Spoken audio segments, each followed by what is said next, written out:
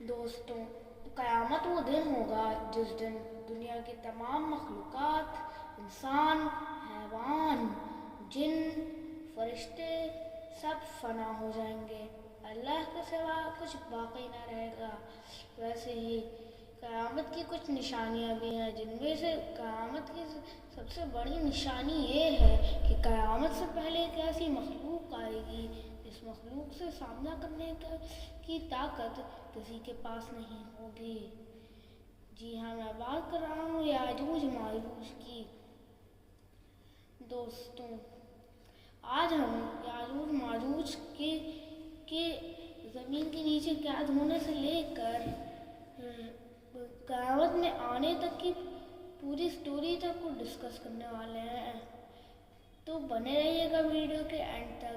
تو چلیے سٹارٹ کرتے ہیں۔ تو آج ہم ذوالقرنین علیہ السلام کے بارے میں بات کریں گے۔ ذوالقرنین علیہ السلام کا سفر ابھی تک جاری تھا، اور وہ جب سفر پہ تھے وہ ایک ایسی قوم کے پاس پہنچے جس نے جانوروں کی کھال پہن رکھی تھی، اور اس جگہ کو دیکھ کر ایسا لگ رہا تھا کہ سورج پانی کے اندر ڈوب رہا ہے۔ اب ان کا دوسرا سفر شروع ہوتا ہے جو کہ مشرق کی طرف تھا۔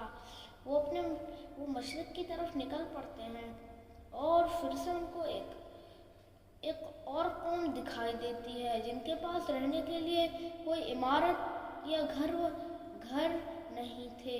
وہ جب سورج ڈھل جاتا تو وہ اپنی روزی روٹی کی تلاش میں نکل پڑتے، اور جب سورج نکلنے لگتا تو اپنے آپ کو مٹی کے اندر دبا لیتے، اور ذوالقرنین علیہ السلام اب اپنے تیسرے سفر کی طرف نکل پڑتے ہیں، اور پھر سے ان کو ایک اور قوم دکھائی دیتی ہے جس قوم سے اشاروں میں بات کرنا بہت مشکل تھا۔ اس قوم نے ذوالقرنین علیہ السلام سے کہا کہ یاجوج ماجوج کی شکایت کی اور ان سے مدد مانگی۔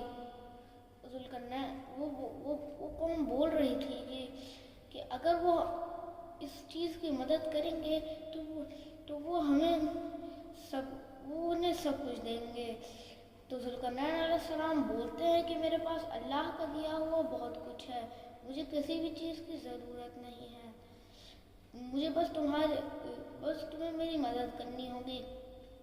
تو وہ قوم اور ذوالقرنین علیہ السلام ایک بہت گہرا گڈھا کھودتے ہیں، اور ذوالقرنین علیہ السلام اس کے اندر پگھلے ہوئے تانبے اور کوئلے کو رکھ دیتے ہیں۔ اسی طرح سے ایک بہت ہی مضبوط دیوار کھڑی ہو جاتی ہے یاجوج ماجوج دیوار کی دوسری طرف، اور وہ قوم دیوار کی دوسری طرف۔ یاجوج ماجوج اس دیوار میں قید ہو جاتے ہیں، اور آج بھی وہ اس دیوار میں قید ہیں۔ قرآن پاک بیان کرتا ہے کہ یاجوج ماجوج روز اس دیوار کو توڑتے ہیں، اور جب وہ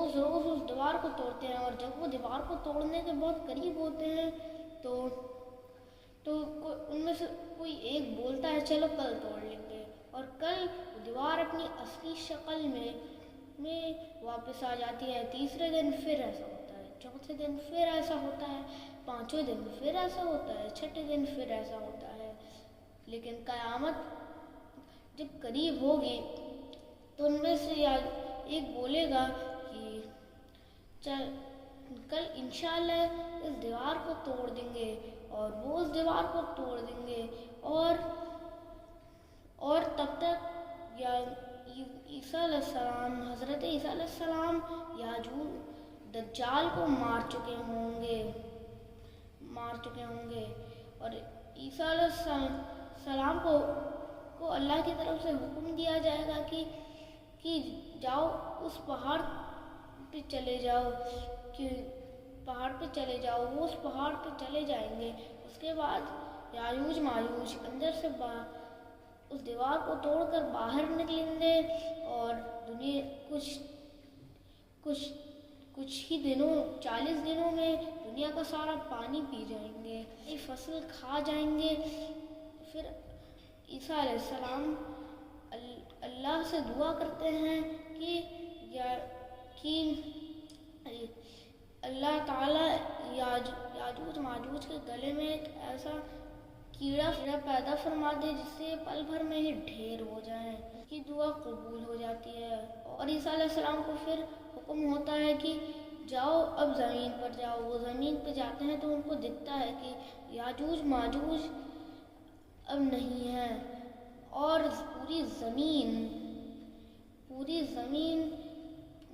زمین ان کی ہی لاشوں سے بھری پڑی ہے، اور زمین پر پیر رکھنے کی جگہ تک نہیں ہے، اور بدبو بھی بہت زیادہ ہے۔ پھر اللہ تعالیٰ ایک ایسے پرندے نازل فرمائیں گے جن کی گردن اونٹ کے جتنی ہوگی، وہ یاجوج ماجوج کی لاشوں کو لے جائیں گے۔ اور یہ تو سر یاجوج ماجوج کو دنیا میں ملنے والا عذاب تھا، جہنم میں بھی ان کو دردناک عذاب ملے گا۔ کسی کے من میں یہ خیال آتا ہے کہ یاجوج ماجوج کا چہرہ کیسا ہوگا، تو حدیث کے مطابق یاجوج ماجوج چوڑی آنکھوں والے، چوڑے چہرے والے، اور چوڑے منہ والے، اور بڑے بڑے بالوں والے ہوں گے۔ تو دوستوں، یہ تھی کہانی یاجوج ماجوج کے زمین کے نیچے دیوار میں قید ہونے تک کہ ان کے زمین سے باہر نکلنے تک کے ان کے مرنے تک کی پوری کہانی۔ اگر آپ کو ویڈیو اچھا لگا ہو تو لائک لازمی کرنا، اور اگر چینل پہ نئے ہو تو سبسکرائب کرنا نہ بھولنا۔ تب تک کے لیے اللہ حافظ۔